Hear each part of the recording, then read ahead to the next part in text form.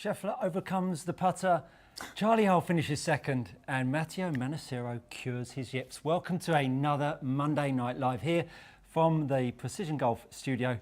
Simon and I coming at you every Monday at 6 p.m. Thanks for joining us. Big weekend of golf. Yeah, I mean, Manassero's finish, that was 11 years after his last win. Couldn't believe that when I heard that, but 4 birdies in a row to finish. Very impressive. Great to see him back at the winner's circle. Yeah, Josh Antman, a client of mine who works with, does the Sky Sports podcast.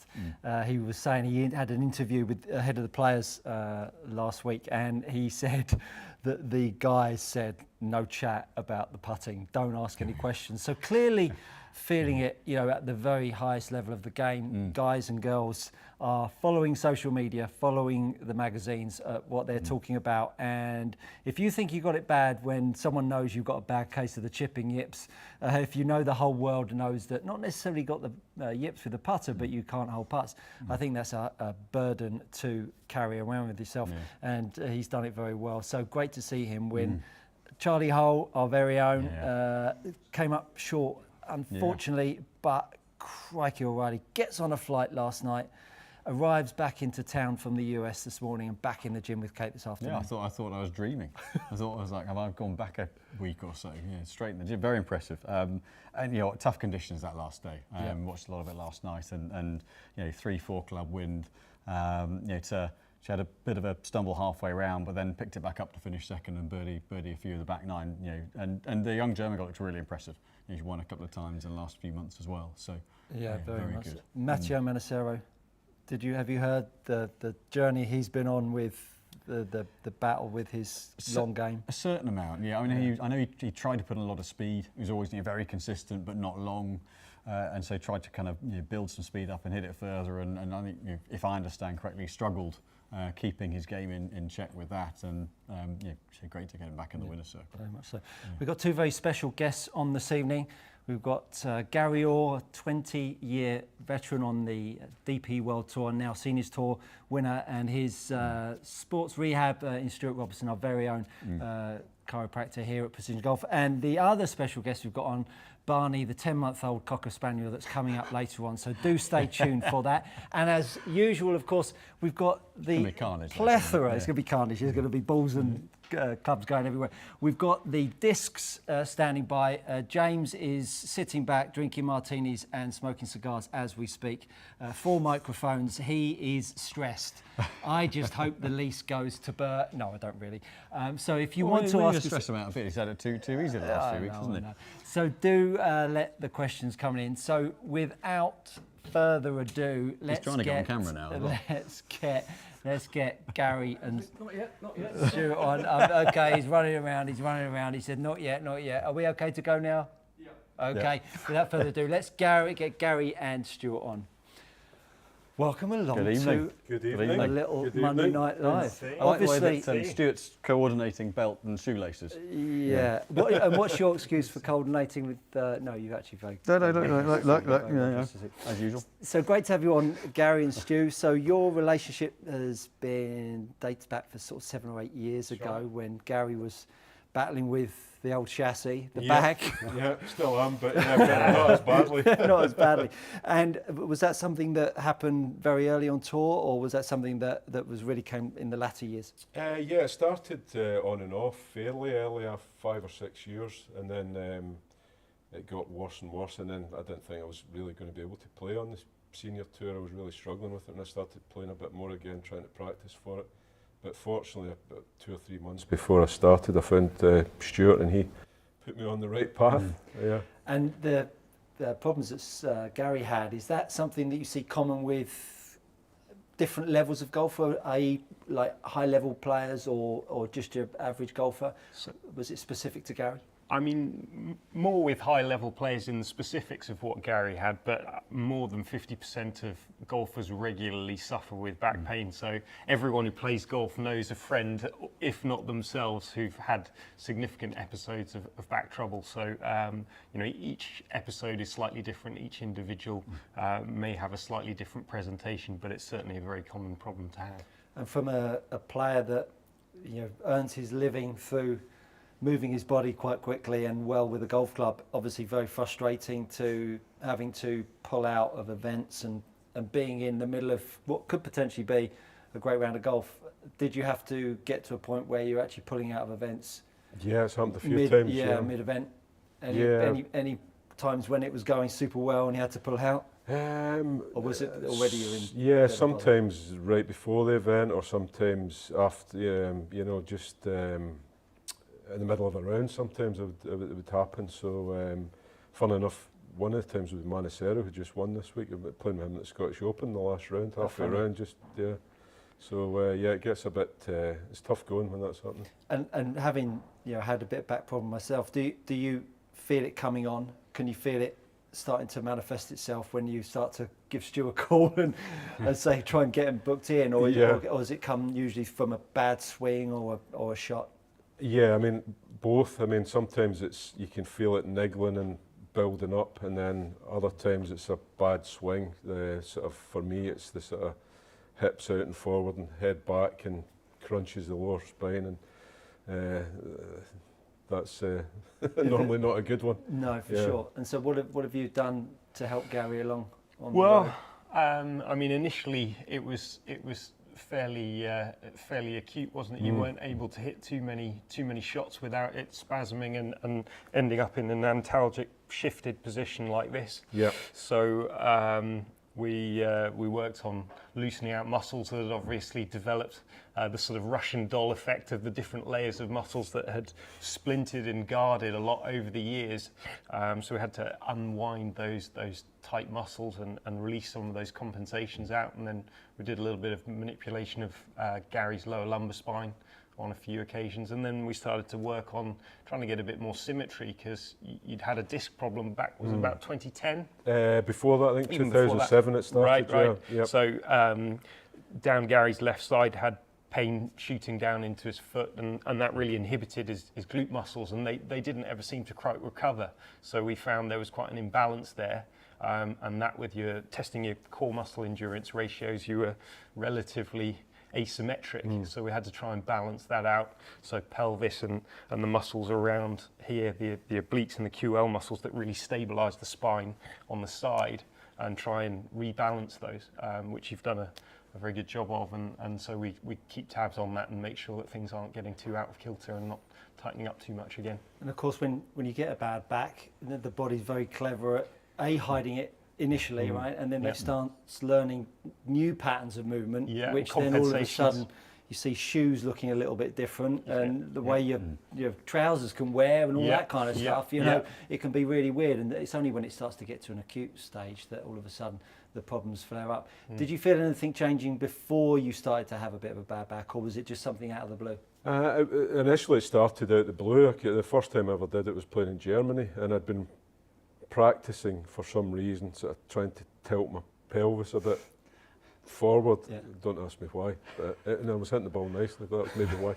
And then the next day I was supposed to be playing the Pro-Am, and I couldn't play, and I had to pull out the tournament. That was the first time that happened, and but then it didn't happen so frequently back then. But you definitely make adaptations over the years to try and very much so. You change and protect yourself from the bad swings and sort of find ways around it, but not always the great way of doing it. And that's the trouble, isn't it? I mean, if you make a particular swing that's not particularly good for your body, but it works quite well with a club and a ball, right? I mean, it's a bit of an issue, isn't exactly, it? You're kind of butting yourself up against a brick wall, and it's difficult because you're trying to find something that's good for the body, but still yet can win tournaments. And you won twice on tour. Yep. Your Portuguese Open and the British Masters. Yep.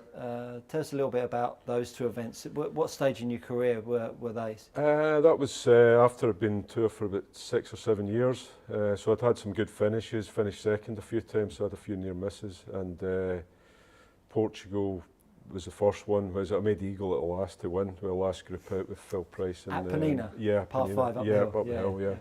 I had a great second shot in there to about 7 or 8 feet. Phil Price was one ahead going down the last, and he drove it in the rough, and I got 2 great shots on and hold it. So I haven't never let it Never let him forget it. Yeah. He's a super nice guy. For Yes, the yeah, I as well, see him. He still plays really well. In the seniors, ruthless yeah. with Yeah. a fairway wooden Yeah, hybrid, is he yeah, not? really, I mean, yeah, just yeah. knocks the flag out. And of course, the other one at Woburn. I mean, Yep. which course would that been on? It was the Duke's course at Woburn, Okay. so tight and tree lined, and I had a great second round. I shot 62 in the second round, so How? I was. Is that barely yeah. possible, really? I've played it since, and I still do. It was one of those days. I mean, I can remember the last hole I was playing. I started in 10, so finishing on 9. I'd driven it on the edge of the trees and had to cut a 3-iron round under the trees just to chase it up, and I lipped out and finished like 6 inches behind the hole. So Sure. when you're having those sort of days, yeah. But I played with Monte actually the last round, and he threw a few birdies at me, but I managed to hang on. Pushing back, Yeah. yeah. And life now, seniors tour, obviously very competitive out there because you've always got the older guys sort of dropping off the back, Yeah. and then the younger ones coming on the front, Yeah. which is quite well, I mean, I suppose it's similar on the main tour, but of course you've got a sweet spot of between 20 and maybe 35, haven't you? Whereas on the seniors tour, you kind of got maybe 4 or 5 years of the sweet spot, potentially. Not the case for maybe someone like a Harrington that's more in the public eye now with senior tour golf. But how have you found the adaptation and the different maybe mindset of senior tour life? When you start, it's great because you feel really young again, because you've gone from playing, feeling old on the regular tour to all of a sudden, oh, that's great, these guys are You all look really old. yeah. And then, yeah, so it's great, and you're back competing against guys you've played with all through your life, really. So.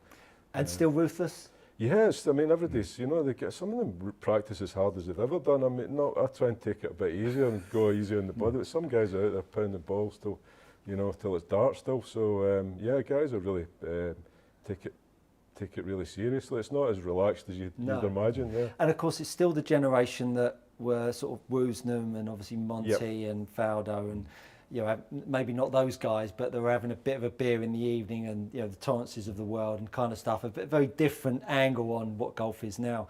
Does that still go on? Is it a bit of a society travelling the world that are great golfers, obviously, having a good time and playing some nice championship golf, or does it still feel like they're trying to win each week, would you say? It's a bit of both, I think, Yeah. the seniors, because that generation was a bit different from what it is now. When I started in the tour, it was more of that. We'd meet up in the evening, everybody would have a couple of beers or whatever, but when the money get bigger, that changed. And but the seniors is a bit more like that, because you're meeting up old friends a lot of the time, and so it's a bit more relaxed, but still, it's a good balance, I think. And so moving forward for Gary's body, what does it look like in terms of getting older and maybe degenerative side of things? Because we're all getting older and we're all getting a little bit more hurt. Yeah. What does it look like? As long as Gary knows the prognosis. Yeah. Do you No, maybe no step out secrets. the room? No secrets. We'll get the wine out. Yeah, that's it. Relax the Yeah. muscles. Well, I mean, really maintaining many of the things that we've focused on previously, and making sure that you stay nice and mobile in the thoracic spine, mobile around the hips, good, stable, strong trunk and back muscles, and then strong in the legs. And if all of that's in balance, then there's no reason. Gary's always had good flexibility, and so that's not a problem. Yeah. So Well, we were only saying before we came on how mobility is such a key thing. There's obviously this general kind of strength in your core and legs, but if you haven't got range of motion with golf, you're really struggling. Yeah. Yeah, not easy at all. So for people out there that might be battling with backs, is there something that, I mean, other than going and seeing someone obviously and having a little bit of investigative work, is there a common trend that you tend to see, sedentary life obviously in front of computers, not necessarily getting out there and working on some mobilisation? Is there a bit of a 101 of what people could be doing to maybe free themselves up to a level? Certainly up to a point. I think the key thing is, if you think back to human movement and anatomy, the key areas for rotation are really in the hips, and then looking at the back, it's in the thoracic spine. If you're the thoracic spine, you it's refer the to mid-back, the the mid-back, mid-back. yeah. So going down into the lumbar area, the joints are basically vertical, so they can really move forwards and backwards, flex and extend really well, but there's very little scope for rotation in them. So if you start asking those joints to rotate because the joints above and below aren't moving sufficiently well, then you run into problems. And so, yeah, if people are sat poorly like this for 40, 50 hours a week and they've got really tight hip flexors and hamstrings and relatively weak abdominals and weak glutes, then they're often struggling. So basic things just to mobilize the thoracic spine and the hips, and that includes a warm-up. Really important, and just ruin everyone Sunday morning. Yeah, well, I mean, only has a cup of coffee. Yeah, exactly. Yeah. I mean, five minutes of well invested loosening up on a certainly before you go and play, but if possible, you know, on a few occasions during the course of the week, really can pay dividends. Otherwise, you're asking your body basically to do the antithesis of what it's been doing all week, and that. Ultimately, you might get away with it for a while, but you know, if you continue to do that, and particularly if you're wanting to progress with your game and you're working on hitting lots of golf balls and things, then you're starting to push your luck slightly. So I think it's important to bear that in mind. Yeah, and we've sort of come out of the generation of sort of holding hips still and turning back against it. I know, I seem to remember back in the middle.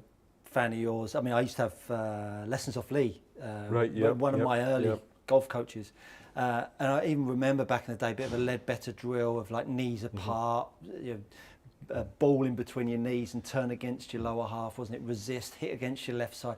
All of this stuff that's so bad for us, and yet we see it. You know, the kind of the 40-year-olds and above really that have come from that generation are still sort of in the shadow of that, whereas we see younger golfers now with massive hip turns, much lesser separation values between upper body and lower body, which is far better for us than it is trying to load the spine, right? And so for the guys and girls out there, they should be encouraged to move more with their lower half than trying to just turn their upper half, and especially you know, when we're in the winter time as well, when they've come out and it's freezing cold and they're on the first tee trying to rip a driver down there, it's really not good for them. No, absolutely not. And yeah, absolutely, I completely agree with that. And you know, when you think that 60% of the power in the golf swing comes from the hip muscles, you want to make good use of those. They are the biggest, strongest muscles of the body, the gluteal muscles. And so, you know, making sure you're in a position to utilize them really effectively, the same with the quad muscles, you know, and then obviously if you've got a nice mobile thoracic spine, you can just, you know, use that rotation. But of course, yeah, the hips are moving, and then you can use the combination of the rotation of the hips and the torso with the extension at the hip and the knee, and that hopefully delivers lots of power at the bottom of the arc where you want it. You've probably got too much power these Too days. much. Well, that's it. That's right. That's what actually we kind of, all of us as golfers forget. You think people talk about golf as being kind of quite a kind of an easy pace sport, and you're kind of strolling around, but actually the amount of strain and effort and energy through your body and the range of motion that you're trying to put it through, it's you know, it's a vast range of motion to ask your body to do if you're not preparing for it in any shape or form, whether it's, you know, stretching, loosening up, you know, any kind of gym work. You know, to step up on a Sunday morning, having run from the car park and expect to do something half decent, it's just not going to happen. Absolutely, and joints don't like end range loading, going to as far as they can go, and if you're doing that repeatedly and then under strain, you know, for most people, top of the backswing may well be end range loading, and then if they get, you know, the classic sort of pelvis thrusting towards the ball and the extension, and they're thinking about their head, and you say, well, it's not your head, it's everything that's connected to it that's the issue. You know, if you can then rotate here, the problem is lots of people end up this way, and of course they're compressing the facet joints down in the lower back enormously, and there's only so far that they can continue to do that. And then you'll see chicken wings and all sorts, you know, from a coaching perspective. But in terms of the dynamics of what's going on in the spine and the hips, you know, that's not going to be great. And then, you know, awkward positions for that left shoulder as well. So, simple things like that. I think the other thing you were looking at, you know, or asking about simple things that people can do, if they can't just get to what we'd call a wall angel position here as a right-handed golfer, people say, oh, I keep struggling. I've always been across the line, you know, can't get the club on plane at all. And you look at how much external rotation they have in abduction here of the right shoulder. If you can't get back here, then of course well, you're always going to be across the line because you simply don't have the range of movement. And you know, if you can't do it statically, you're never going to do it at 100 comes in with that. Yeah, absolutely. Again, yeah, that's Can't right. open themselves Can't up. open themselves out. They need a good chair. That's what they need to do. Well, that will help. Yeah, that's right. Ergonomic chairs. We'll get you straightened out get here. you No straight, problem. that's it. No problem at all. Yeah, that's right. Well, so just finishing up with, I mean, it's obviously great to be able to pick the brains of a tour winner. For youngsters out there that are watching, what would you say is the biggest asset that you had for staying out on tour for 20 years? Being able to, you know, that's 20 years of making cuts, being in the top 100 on the order of merit, and being able to thrive really under pressure, because you are doing that every week. Was there something that you felt, do you know what, I'm really good at X, and that made me stay out on tour? What would that be for you? What would be your X factor as a golfer? Well, I think you got to play to your strengths. So I was always pretty straight off the tee, and it changed a bit over time with different things. But I think you've got to try and base your game around your strengths, I think, rather than trying to worry too much about your weakness. Obviously, you have to look at them and tidy things up, but try and, as you know, have your strategy based around the strengths of your game, play to your strengths, and try to build up confidence that way. I think that's a huge thing. So Well, it's an interesting point, isn't it? That when we all talk about, you know, get better at the weakest parts of your game, I think obviously at the elite level, you're invariably not losing a golf ball off the tee every time. Not if you're winning. Hopefully not. Not if you're winning at Wembley. Exactly. Yeah, exactly. And you know, you're not fluffing chips, but what you are doing is you feeling confident about a certain part of your game, and if that might be your wedge play, or with an 8-iron in your hand, or taking on holes with a driver, that's something that you can build your strategy around over a round of golf. And I think we get pretty caught up in now, particularly with statistics, always working on the weakest part of the game. And I think amateur golfers could learn a little thing or two on actually building their strategy around the good golf that they play. And I think the other thing is to try and, if you're practicing, try and make your practice as productive as possible. Play little games, you know, set yourself little challenges. Try to make it like you're doing on the golf course, so that when you go out on the golf course, it's not, you know, one thing and then a completely different thing. And do you thrive on that nervous adrenaline that you get? You know, sometimes you can see the old head shaking. Yeah. Did you enjoy that state? I think you do. I think it's worse before you go out and play, I think. But once you're out there, I think it depends how you're playing. You know, if you're playing well, then it's good. But if you're not playing so well, it's a struggle. But so I think it depends on your game. I remember I was an old pro, Greg Turner from New Zealand. Yeah, he said he felt more nervous trying to make the cut than he did trying to win tournaments, because his game wasn't quite as good. You know, it's a bit of I remember standing. I mean, you relate to this. What a lot of people would say, the hardest tee shot on tour was the first at Wentworth. Yeah. And I remember seeing him Greg Turner stand on the tee and whip one onto the putting green in between a few players. You know, I mean, you know, if you feel uncomfortable, it doesn't matter how good you are. If you feel uncomfortable and you can't see a shot, who knows what's going to go on at the moment that you pull the trigger. It's a funny tee shot there, because you get people right behind you and then a road in front of you. And a big tournament as well. So. Just out of interest, Gary, you obviously won twice on the main tour and then won twice on the seniors tour. The converse of that, rather than being nervous, when you're super confident, obviously you've had a run where you won back-to-back on the seniors tour. What does that feel like, and how do you then try and tap into that sort of positive energy and just the confidence in your game that you just know that you can hit the shots? Yeah, well, I think having good results builds that up a bit, so it almost takes the pressure off a bit. So to me it felt a bit like, well, I've played well, so if it doesn't go so well, it's no big deal, sort of thing. So that sort of eased the pressure a bit, I think. Okay. But so you can imagine what it must be like to somebody like Tiger, who was winning every other week, just through the roof. So, pressure's a funny thing. You handle it well sometimes and not well other times. It's but I think, again, back to your game, if your game's good, you feel more confident. Even though you feel the nerves, it's a positive thing. If your game's bad and you're nervous, then that's a struggle then. We've got a question in, Stu. Do you have any exercises to guarantee I can shoot 65 every week? Just joking. Do you have any exercises for arthritis in both shoulders? arthritis in both shoulders. I mean, to be honest, it depends a little bit on how severe it is. Yep. I think I would have to say you can't really give specifics in that situation, basically because there are different joints. Without going too much into the anatomy, there are actually 3.5 joints effectively in the shoulder. So it may well be referring to the glenohumeral joint, but it could also be the AC joint here. Yeah, exactly. So it gets a little bit complicated. The shoulder's a really complex joint because it's got phenomenal range of movement, mobility.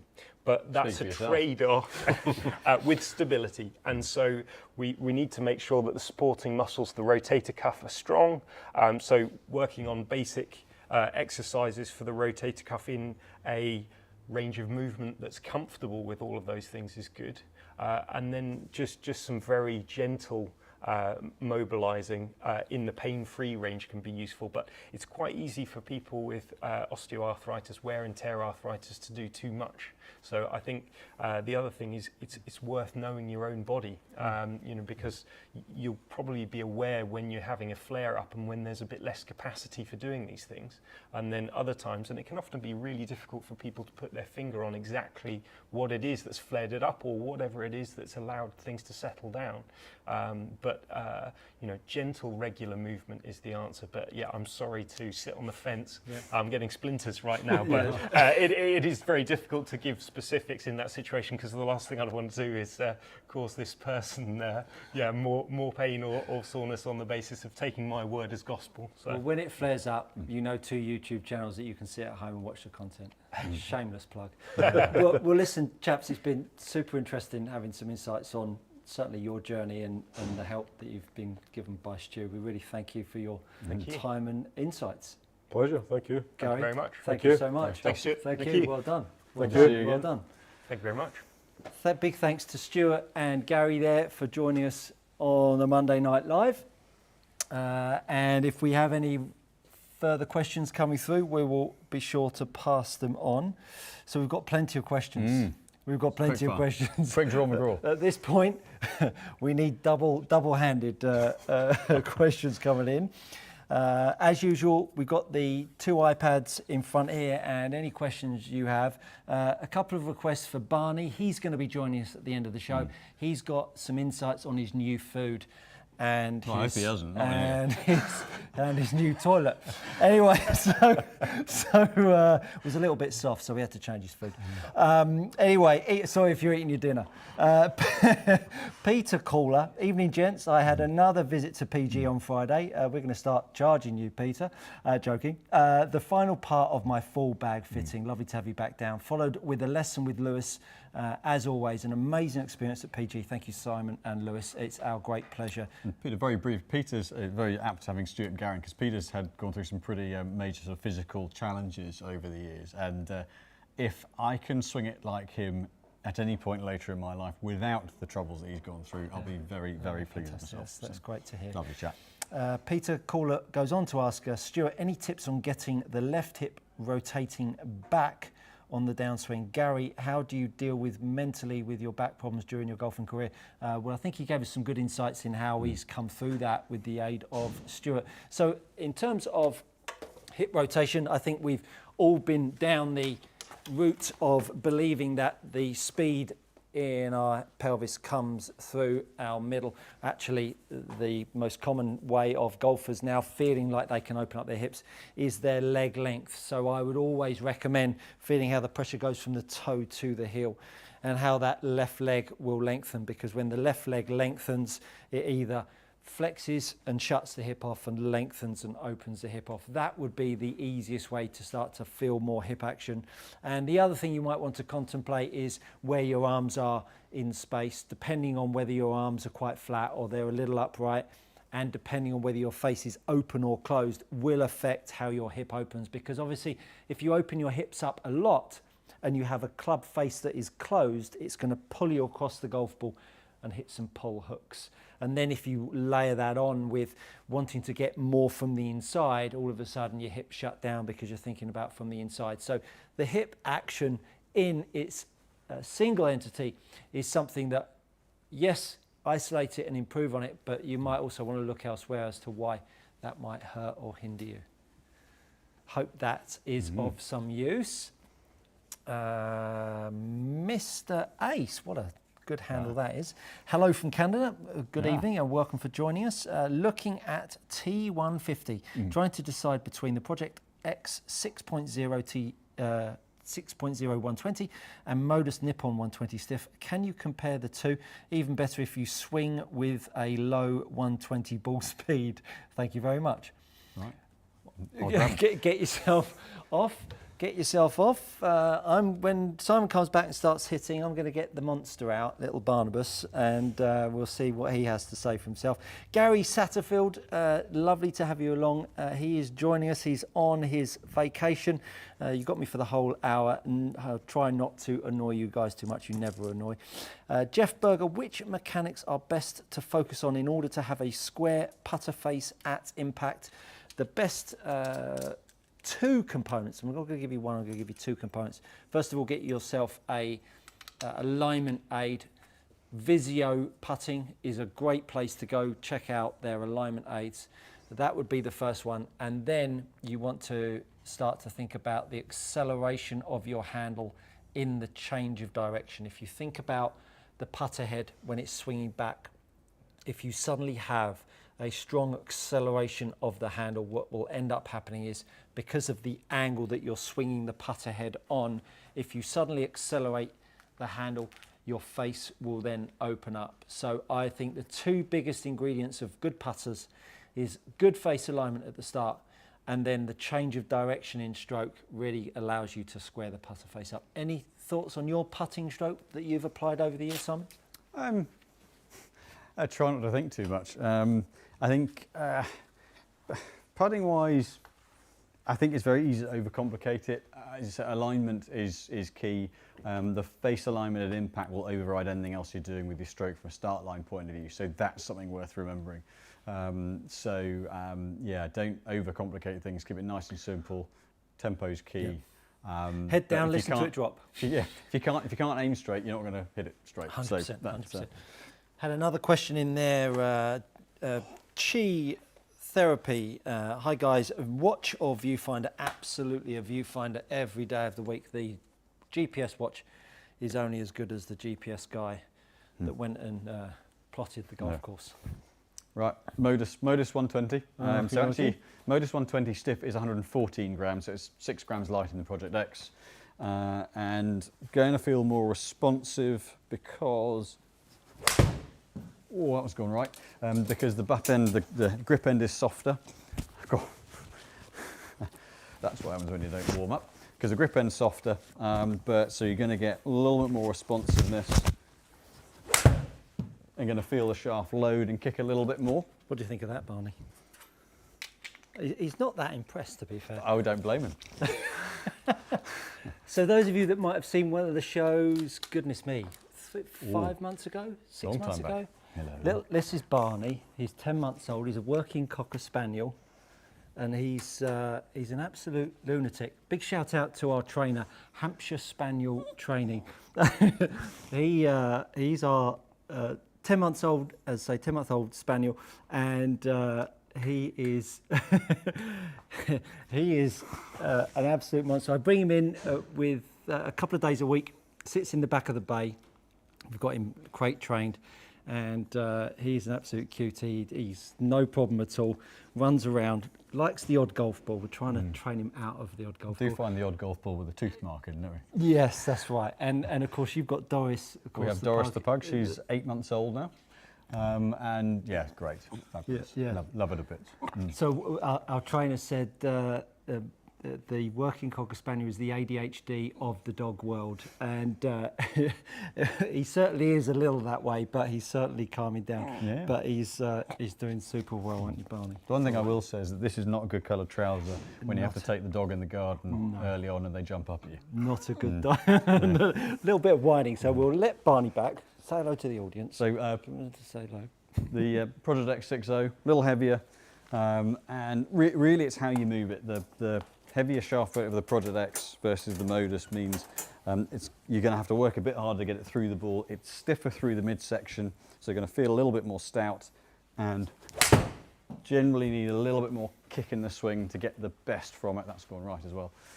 So if you're more of a hitter, the Project X is likely to feel a bit more stable and give you a bit more to hit against. If you're something who's more tempo-oriented, the Modus will feel a bit more responsive. Fantastic. For those of you that aren't aware, Stuart, our chiropractor, he plays off scratch. Very good golfer. It's like... Very obviously practices what he preaches based Yeah, on the wider shoulders and waistline. I know. Disgusting, disgusting. Been adding Keith L 2022, been adding weight to head of grip on driver, 65x plus 9 grams, head plus 27 grams, grip, path, face to path are close to 0, little no effect. Is this crazy stick and play? Help me avoid massive hooks. What are negatives? So if I read that right, You'll be been doing better adding than I a am. lot of weight to the club. So if you've added 9 grams to the head, 27 grams to the grip, the problem what you're doing is you're just making the club heavier and heavier and heavier without actually focusing the weight in a particular place. So you're bookending the weight, heavy grip end, heavy club head. So the 9 grams in the head, that's 4.5 swing 8 points, 27 grams in the grip end is 5 swing 8 points. You're basically the same swing weight, but you're 36 grams heavier. It's if you're neutral, it's a neutral path. If I get around, A little on effect on backspin, side spin. spin. Is Face this the path crazy off stick close and to play? 0. The problem is there are so many different reasons why you might be hitting hooks.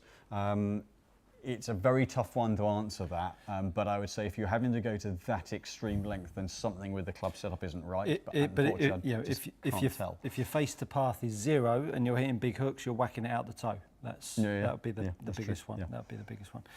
Papa B, hello gents. Could you please hit? You're going to be busy tonight. Please hit a ping fairway wood in the standard setting and flat setting, and explain who the flat settings are best for. Thanks and cheers. Okay, it won't make a lot of difference, but Yep. I'll Right. grab it and do it. While Simon is off running, we need that. Remember, challenge Annika. That's I'm what not we wearing need. spandex. Well, I need you in a little jumpsuit. That's what we need.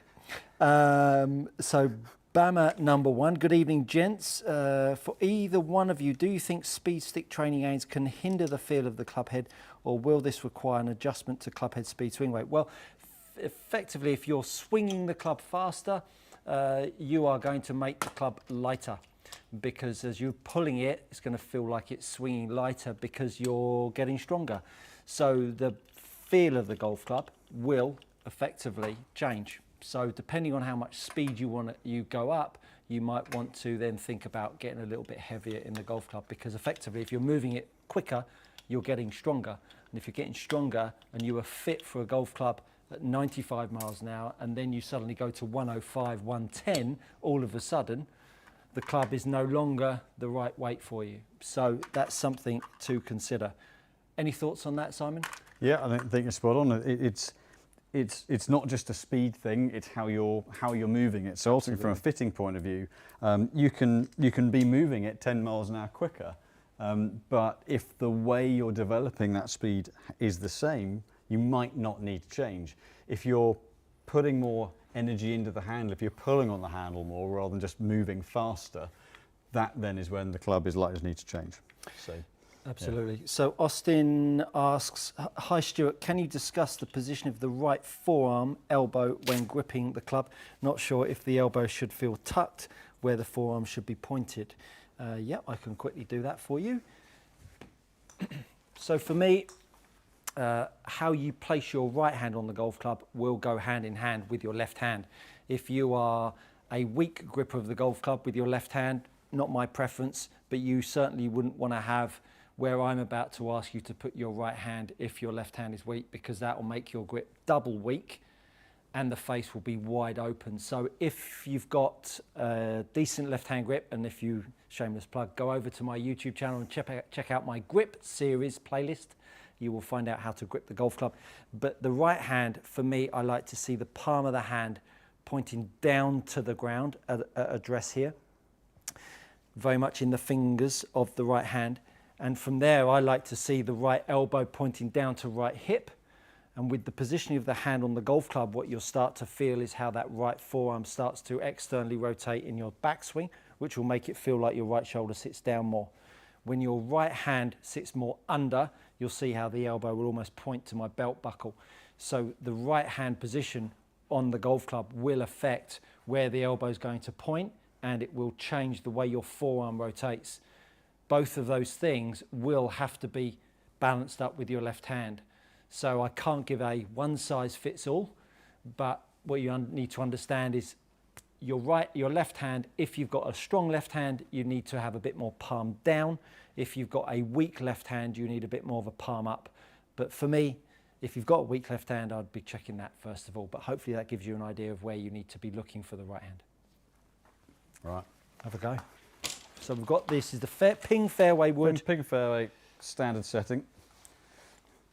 This is standard setting, and then we're going to go to the flat setting. Yeah, lovely. So, yeah, standard. A little bit low on the face, probably spin a little bit, but square. So, the lie, when you're looking at this little loft, the lie is not going to influence start line very much. Not a huge amount. It's a bit like with a putter. You can change the lie many degrees at 2 or 3 degrees of loft, and because there's very little effect on the actual kind of way where the face is looking, it doesn't change start line. So primarily, when we're putting the line a flatter position with a fairway wood, in theory, it's going to slightly gear the start line to the right.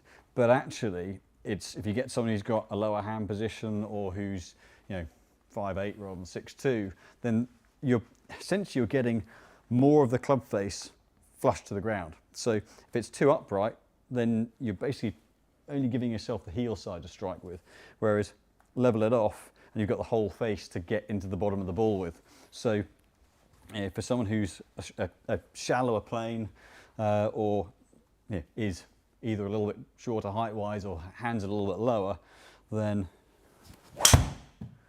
it lets more of the club face get down to the bottom of the ball. And I'm sure I was just thinking about it. There we go. So I've opened the face up a little bit with that, but essentially that's me, not the club. The flatter lie is more about getting it visually sitting a little flatter and giving yourself more of the face to strike with. In theory, it helps guard against a overdraw miss, left to the left if you're right-handed, right if you're left-handed. But for me, I'd use it more about getting more face near to the bottom. I really like that jumper and shirt combo. Well, thank you very much. No, I really like that. So, I just thought I'd throw that in there. As you go, no. Barney just whispered to my ear. So I do like the way Simon's dressed this evening. As you guys, Kyle Millwood, as you guys know, if you play irons at D3, then go to a shaft that's 10 grams lighter. Do you stay at the same swing weight? Wondering if it's relative. Also, what sand wedge progression in irons is your build? So if you drop 10 grams, if all you do is drop 10 grams in shaft weight, the swing weight will drop by a point. So swing weight isn't absolute. It isn't the kind of, if you're D3 with one shaft, then you're not going to be D3 with every single shaft. It will change a bit and might require just a little bit of fine tuning and working out. Chances are you drop 10 grams, you'll go from D3, probably play more like D2.3, 2.4. To keep the feel for the head, but it depends on the shaft. Sand wedge progression, if you're at D3 on the 6-iron, the pitch would just like to be around D4. Sand wedge, if you go up in shaft weight, more like D4.5, D5, roughly that kind of ballpark. Lovely answer. Gary Satterfield, hey Stu, can you share your biggest mistake you ever made while caddying? I think you must know the answer to that. So my biggest mistake whilst caddying, how does he know about this? I have no idea. I talked about this on the TV blog. You talked about whacking a flag back into the hole and getting it stuck before, but that wasn't caddying. No, that wasn't caddying. So this mistake, I was caddying for Nick Doherty in the Czech Open, and we're coming up the last hole. I think I've done this in the video. Anyway, I'm coming up the last hole, and as a caddy, whoever's the last player to putt takes the flag, or whoever's putting out, their caddy will hand the flag to you. So I've said, oh, don't worry lads, I'll just put the flag back in. And so this is the 18th. Flags on the front of the green. So everyone's putted out. I've got Nick's putter under my hand, but I've also got the flag under my hand, under my arm. And I walk back to the bag. Good. Friday evening, we're missing the cut. As usual. Sorry, Nick. And the stands are full. So I walk off the back of the green and there's no flag in the hole. The players in the middle of the fairway have shouted up the hole, "Put the flag back in," or words to that effect. And so I had to go across the green with the flag and stick it back in the hole while the whole gallery was chanting. So thanks. This sort of colour? Very Sunburned. similar. Very similar. Thanks very much for that, Gary. Really appreciate that. Have a beer on me. So where have we got here? Good evening, lads. What fitting system do you guys use for connecting head and shafts together? So we use a company called Club Connects. With the woods, there's a Unifit system where we've got an adapter that goes in to each head. That means we can use the same tip, so kind of a one size fits all. And similarly on irons and wedges, there's a system that we grind a little bit off the hosel, put on, so we can put any shaft in any head. Majestic. Nigel, I didn't miss you out. I just came back in at the wrong place. Nigel, hi. Can you show the difference between the QI10 5-wood to the 7-wood, please? Off he pops. Righty. Off he pops. I'll jump back over to my channel. Martin Williams, can't wait to see Barney. Well, the young lad has been out. Graham Murray, yes, bring on the pups to Stu. Well, hopefully you enjoyed that. My sister says, Suzanne C, my Barney bear is there. Can't wait to see the main event. Suzanne C, Gary's on the vodka again. Yes, I am. Just Diet Coke though. Mike T, thoughts on lab putters? Seen lots on tour. Simon? The principle is torque balanced. So what that means is that the shaft goes into the head and that the head balances around the shaft plane. So there's no gearing from the face on the stroke. What it generally is good at is holding out, because there's no kind of rotation. So on shorter strokes and on quicker greens, and if you've got a decent stroke, they're generally good. A lot of players struggle a bit more on the longer putts. So on slower greens that we get over here in the UK, especially this time of year where they're running about 3 on the stump, it's quite hard to get a feel for distance, but they're not a cure-all. They're just a bit of a hot product at the moment, which is why a lot of players play a double bend or a short neck, because it gives a bit of feel, vertical feedback for where the putter faces.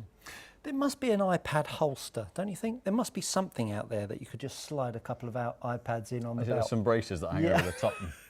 The iPad holster, very fetching. coming to Amazon soon. So we're going to give this a little whop between the two woods. Your swing's getting a workout tonight, isn't it? I didn't do any warm-up swings today. Christian Diamond says, evening gents, what shafts are similar profile to the Oban Kyoshi White and also the KBS TD shaft? KBS TD is pretty unique in terms of profile and feel. It's actually quite a hard one to really compare it to that much from a feel point of view. But I mean, the Kyoshi White is stable midsection, a little bit of response in the tip, so you'd probably be looking at something like a Ventus TR Red. Maybe the UB graphite design as well, but probably the TR Red's the most similar. The TaylorMade KBS TD shaft. It's quite a hard one to replicate, certainly from a feel comparison point of view. I would say it's a bit like sort of a slightly stiffer tip version of an IZ graphite design, but so it feels a lot more stout than most. So, if you're new to our Monday Night Lives, we are here every week at 6 p.m. Simon and I taking your questions on all things golf equipment and golf coaching, and with a few guests along the way. Gary Satterfield has kindly asked when my sister is going to start up her own podcast on the stories of Stu when he was growing up. Isn't that nice? I'm glad he didn't want to mention the clogs. Yes. So. Right, 5 wood. So generally TaylorMade fairways are quite strong for spin. So, that was a stiff back, that was low on the face. Let me do it one more. Very straight though, Simon. Yeah, a little low on the face, so it spun up a bit, but let's give it one more there. launch. So tend to be good for getting a bit of launch but keeping spin down. So for a lot of players, the QI10 5-wood actually spins like a 3-wood, so that was a bit heavy but took a lot of spin off. But plenty of launch, 16 launch. I go to these, we've got a slightly lighter shaft, and we go to the 7-wood. Launch angle up a couple of degrees, spin up 600-700 revs. So yeah, you can expect to see from a flight point of view, good 2.5 degrees extra launch angle and spin. Yeah, certainly 20% higher, 600-700 revs higher. Yeah, very good. Thank you for that, Simon. As usual, I'm assuming that was the comparison required. Beautiful demonstrations. We've got 9 minutes left. Get those questions in nice and early, chaps and chapesses. We'll do our best to answer them all. W. Rob S01, good evening, lads. What fit? Oh, I've already asked that question. Forget that. Mike T, can you compare a heavier driver shaft in a lighter swing weight compared to lighter shaft with a heavier swing weight? What are the differences? Maybe what are the differences rather than... The differences are going to be that a heavy shaft and a light swing weight, essentially in terms of delivery, is more likely to get a little behind, but then it lets you fetch the head through. So if you go too heavy, it results in a flip left most of the time. But then if you're reversing that, light shaft, heavy swing weight, then the whole bottom end's dropping behind, and it's the head weight that's dropping behind on you. So you know, if you're someone who kind of has a tendency to miss left, but a sharper, kind of quicker transition, then often a lighter shaft, heavier swing weight can help to keep the handle out in front of you and leave the face open and not go left. And then vice versa, you don't want to go too light if you've got a right, potentially too right if you've got a right hand miss, but bring the balance up the shaft so you can recover the head. Yeah, very good. I'm going to have to stop Gary and my sister chatting on here because I don't like what they're concocting up here.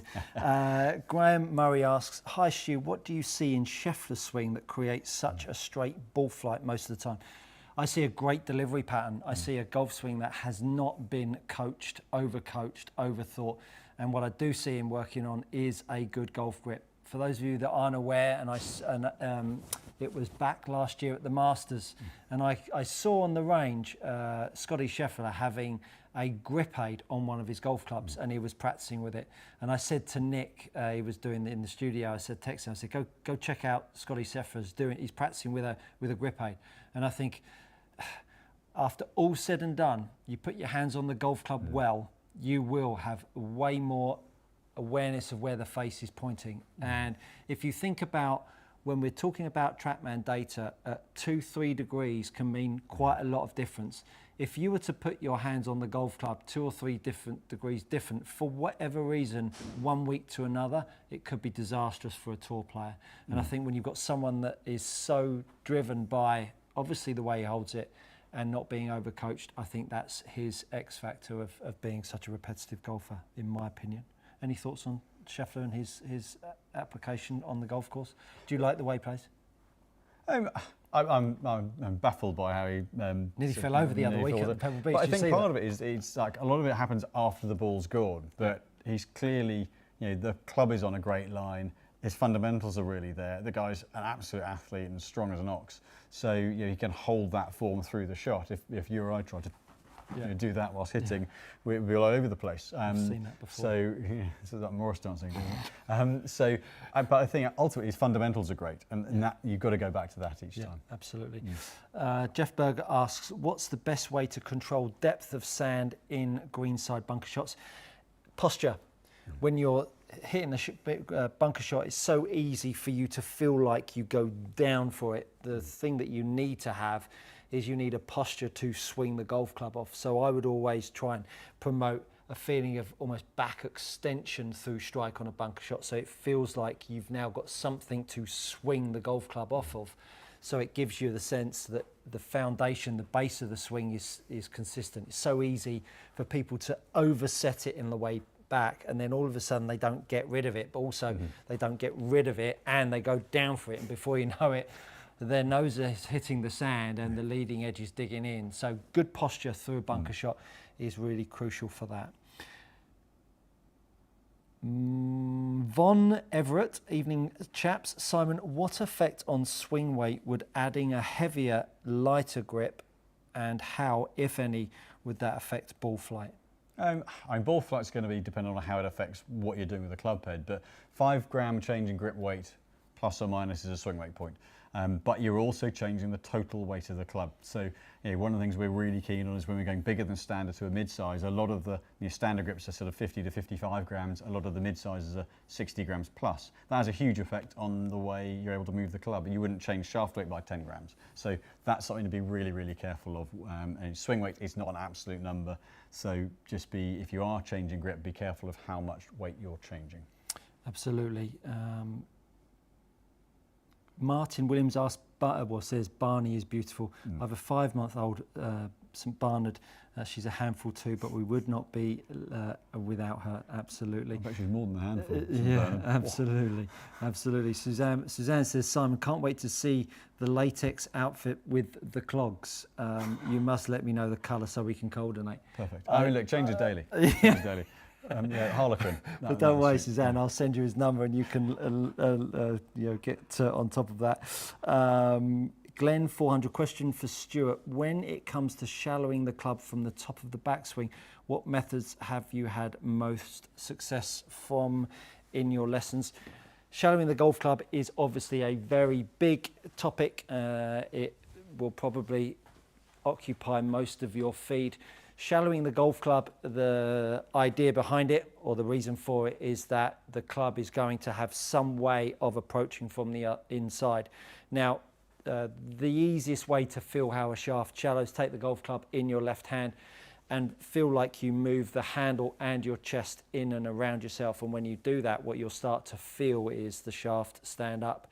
Then as you start to move the golf club down, as you pull the handle forwards, what you'll start to feel is the shaft go from stood up to laid down. Now, this is one way of shallowing the shaft. The other way golfers think about shallowing the shaft is driving the handle down this way. Now, if you drive the handle down, can you see how the shaft is standing up? So there's two ways you can shallow a shaft.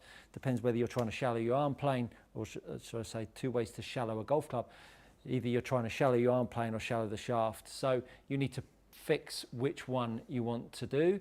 I would never think about shallowing arm plane. I would always try to shallow the shaft. But when you get that shaft shallow, you need to make sure that you're moving the golf club around you. Easy for me to say. So handle in with my left hand, lift it up and pull it forwards, and you'll start to see the shaft shallow. Just depends where you want to go with it from there. If you go inside out, that'll create shanks and slices. Wouldn't do that. I would really make that handle move around you. If you haven't seen it, check out my broom series on my channel. That will give you a super insight into how that club works. She sells seashells on the seashore. Don't. Lucky I didn't have my false teeth in. Very impressive to say that without a trip. Without a trip. Keith L 2022. What are golf equipment setups to encourage a fade, anti-hook shot, swing weight, total weight, loft lie, grip, etc.? Yeah, all of the above. I think it depends. There are so many different ways of doing it. It depends. There'll be one way for me, another way for Stuart, another way for you.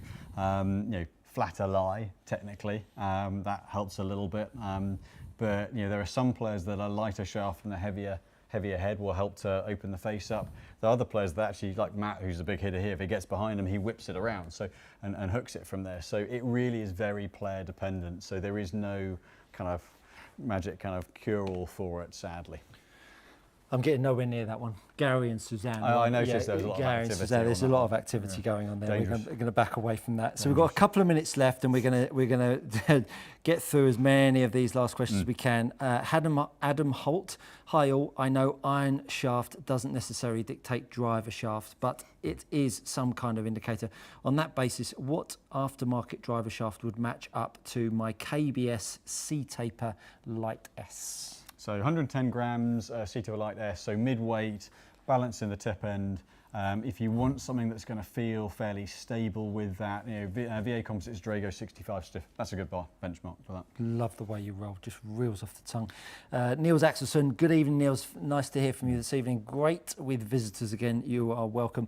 Barney. That's how we spelled it. Yeah. Liam Hancock, Titleist mini driver hitting the conforming list. Thoughts? See whether it launches. Just because it's on the conforming list doesn't mean it's coming to market. It might be a tour-only product.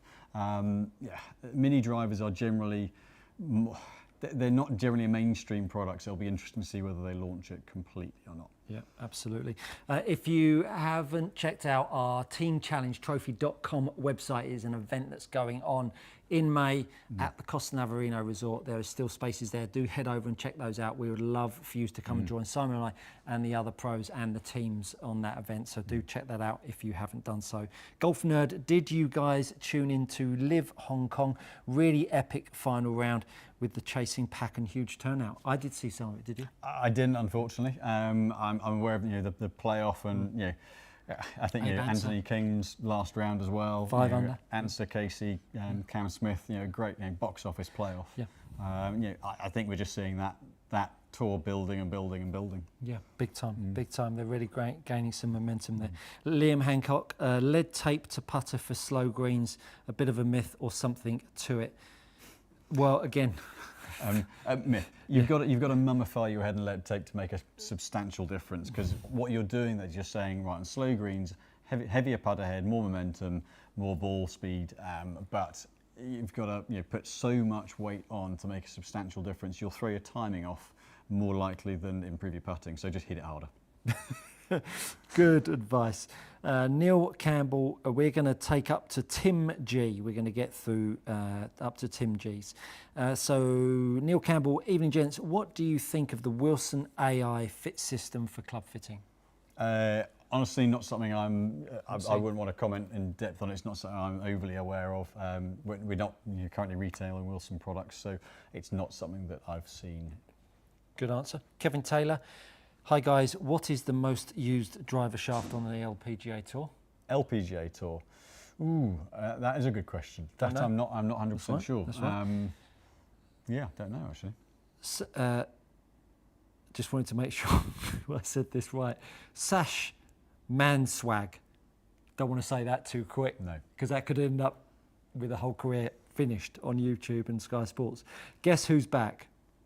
Don't know. Guess who's back? Eminem. Eminem. Anthony Kim, I'm imagining. I can't imagine he's back. He's back. Dan Chiavello, good morning from Australia, gents. Love this channel, and we love you being here, Dan. Tim G, anything else similar to Fujikura Motore XF3? I find the Ventus line to be too stiff in the tip. Yeah. I mean, the Motore X range, particularly the F3, is a little bit more responsive. So if you're going through the models, something like the Acura, the FX 100 range, a C6 Blue in the Mitsubishis, that would certainly that would certainly work. In the Motores, I would also look at one of the Tensei, the blue Tensei 1K blue. That would be another one for that. Very good. And you're absolutely right. I do remember now. Sash Man Swag 1 username of the day last week. Yes, you did. Well, that's rounded up a super evening. Lovely to have Stu and Gary on the show, and of course the mighty Barnabas. Again, we're in full swing here at Precision Golf in all facets of our business. What have you got on this week? Just more fittings, just more I mean, development? February, March is a busiest period, so it's really just getting as many people through the Dara and through the bays as possible. Any standout equipment at the moment? The Callaway Fairways have been very good this year. The Paradigm, Paradigms last year were good. The AI Smoke Max, particularly the 3HL, the forward, that's been really good. Other than that, there's a lot of really good across the board stuff. It's hard, really. I've been impressed with the Cobra driver, the Dark Speed X. The LS isn't that forgiving, but the X has proven really good for spin. They've been a bit of a sleeping giant for the last few years, though, haven't they? They're underrated. I think they've done good drivers for a while, but they've gone away from the crazy colours. So I think that might kind of help make them be taken a little bit more seriously. Their fairways are good this year as well.